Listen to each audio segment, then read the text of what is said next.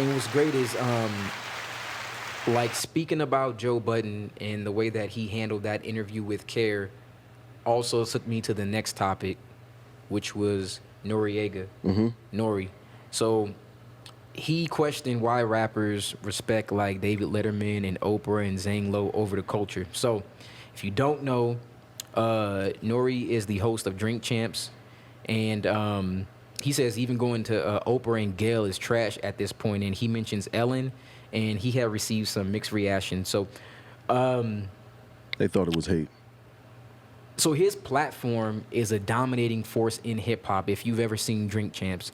And it's become a coveted space where artists can share their truths. Many people saw the Kanye West interview. They saw the Big Sean interview, amongst some of the most notable interviews that he's done. Noriega, DJ Effin, they'll sit down with some of our favorites over the last few years. And the experience and the relationships and the industry that he's been able to reach out to, it's been really, really great to see. And it's been streamed by millions of fans that anticipated the release. So his reputation has been growing.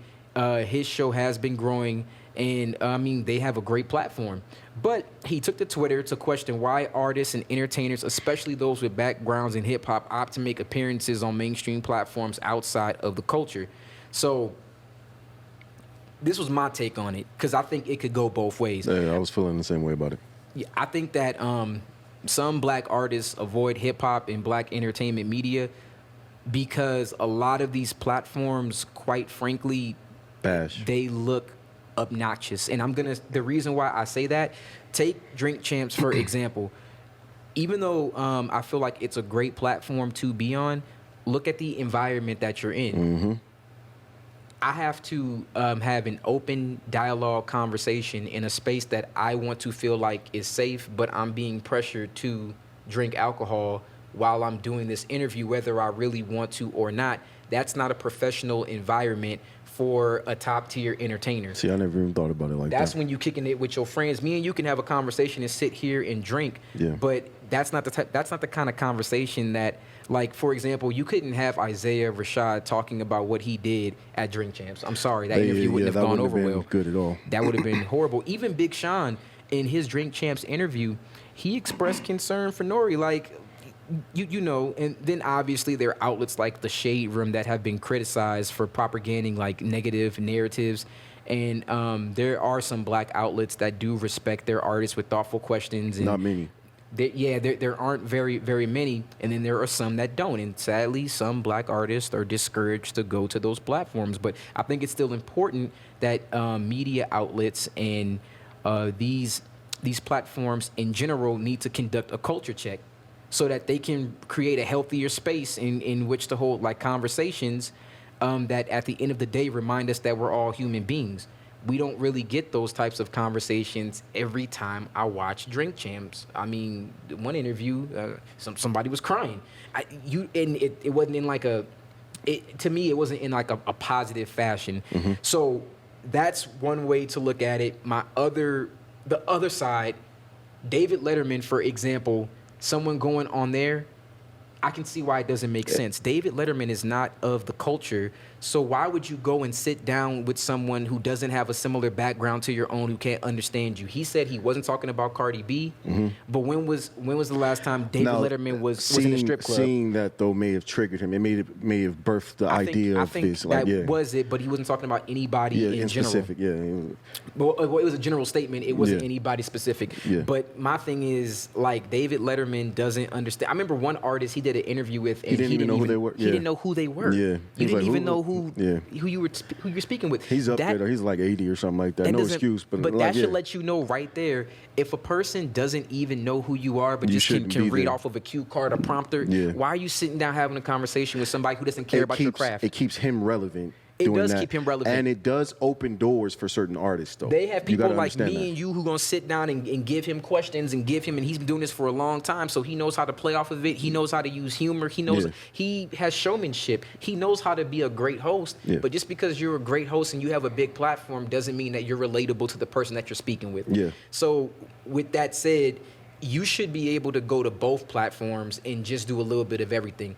I want to be on a professional platform where I can reach a larger demographic, a larger audience, and I also want to be on a platform where I feel like I could reach people from Question my for you. similar background. Who do you think that would be? Who do you Instead think- of a Letterman or a Ellen, or who do you think that someone that is a part of the culture? A Joe Budden.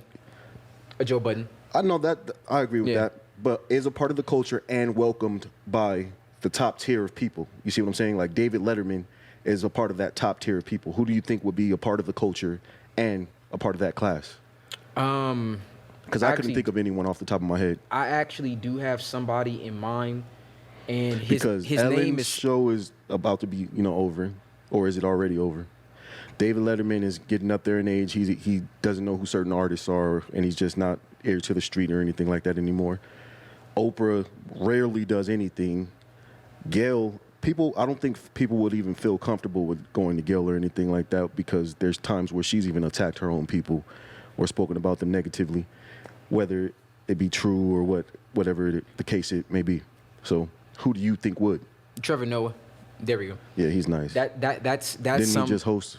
Yeah, that's somebody who I would sit down and I think can hold a great conversation, and it can be a respectful, tasteful conversation. Some people may hold grudges though, because he did get, by posting whatever he said or speaking on something, he got Kanye kicked off of something. He couldn't perform. What show was that? What award?